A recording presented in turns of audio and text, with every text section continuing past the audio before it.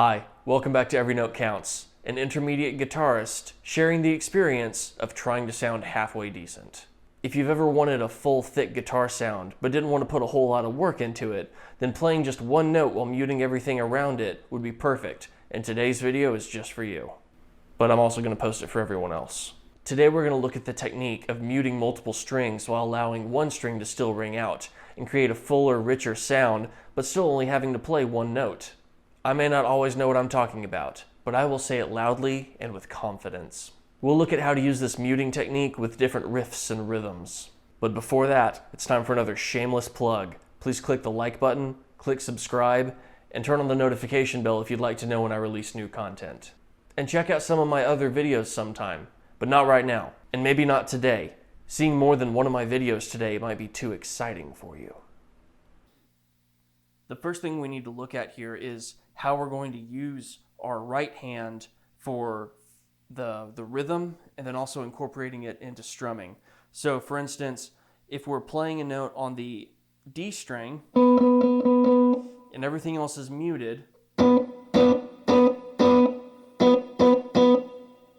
you push it down to make it ring out. But when you want it muted, you have a choice. You can either lift up, now nothing rings out, or you keep it depressed and you mute these strings while simultaneously picking them.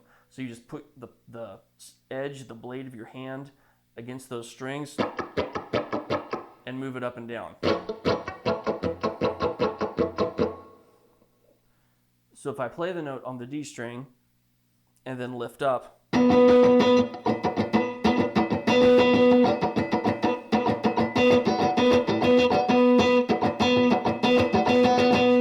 that's one option. The other one is to keep it down and to determine whether or not the note is going to ring out or be muted based on my right hand. And that's the one I typically go to just because in my younger days I was doing more fast, hard rock with palm muting. So I learned palm muting. I'm most comfortable with palm muting, and I'm trying to get better at using just my left hand for muting notes. There are a few different ways you can go about muting the D string. Since I commonly play with a thumb over grip, what I tend to do is place my ring finger down on the D string and then use my pointer to mute out the top strings. And I'll use my ring finger to also barely touch the A string so that it's muted out. And then my thumb will barely graze that deep E string, the 6th string, so that the only one that rings out is the D string. And then sometimes my pick attack may not hit all 6.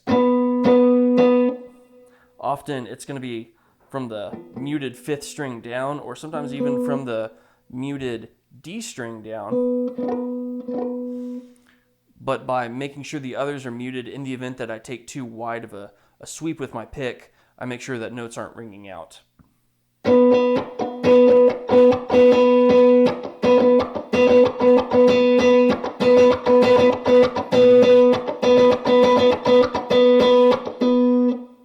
So, kind of like that.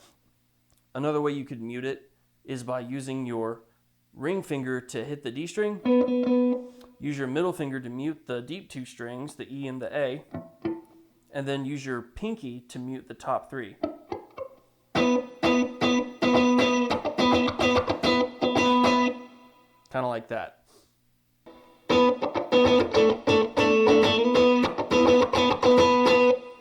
We're going to be muting the deep E string this time, and the root is here at this B on the deep E string. So we'll be doing B minor, so pentatonic box 1 is here at the 7th fret.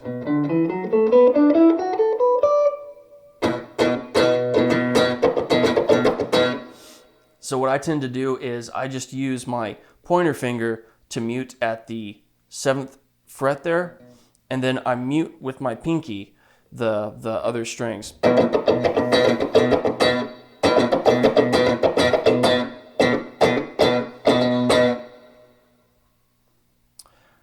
There are other ways you could do it if you like using your middle finger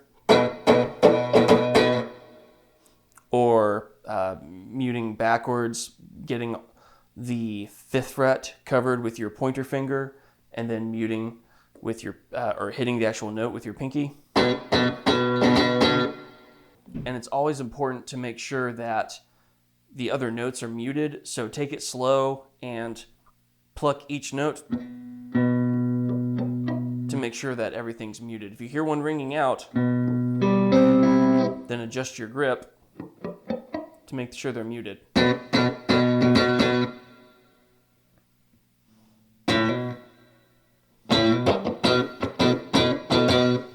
Sometimes I'll just use my pinky and mute the rest of the strings with my pinky while fretting the main note.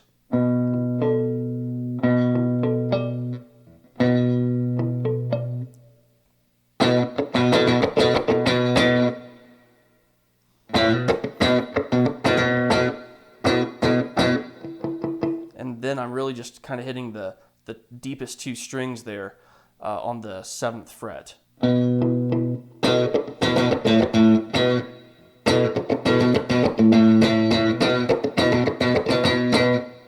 can also use your pointer finger and hit the note that you're trying to catch and then mute the rest with the flesh of your pointer finger.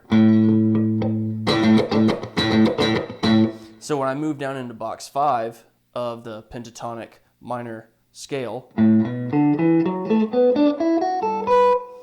I'll sometimes use my pointer finger just because it'll help me transition back up to box 1. So box 1 here is on the 7th fret. That's the top half. Box 5 is here. So if I'm going, I just can slide down with my pinky. Or if I know that I'm going to be doing a lot of, just stay down here, use my pinky for the 7th fret and use my pointer finger for the 5th fret.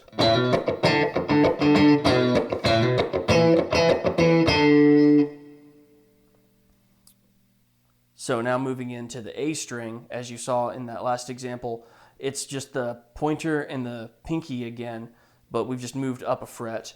And so we'll slightly touch the E string with our pointer to mute it out and our pinky. There we go. And this is in box 5 of the pentatonic scale again, because it lets us to do some moving bass and then slide up into more melodic stuff in box 1. I don't know, something like that. So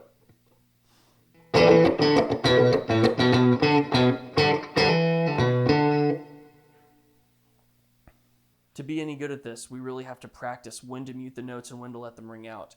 And so counting can be extremely helpful for building an internal sense of time.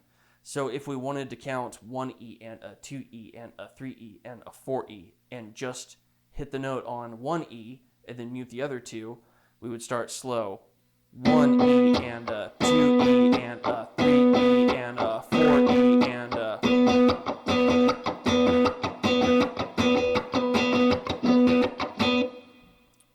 And then what if we did 1E and a 2E and a 3E and a 4.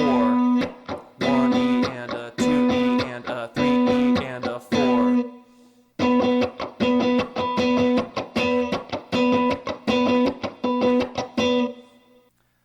Once we get better at that, we can throw in some little partial chords. So for example, on the G string, on the B string, and on the E string, we could bar right there at the 7th fret.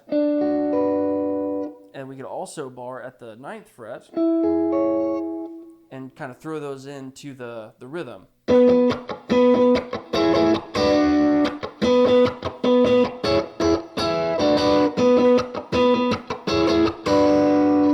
Which sounds kind of cool. Or add in single note work.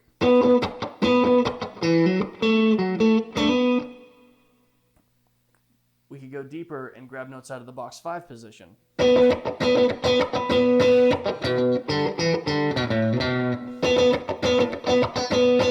could always throw in some lead work also.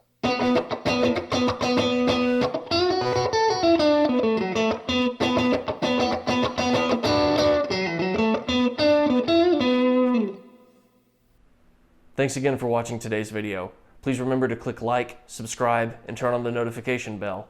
And until next time, make every note count.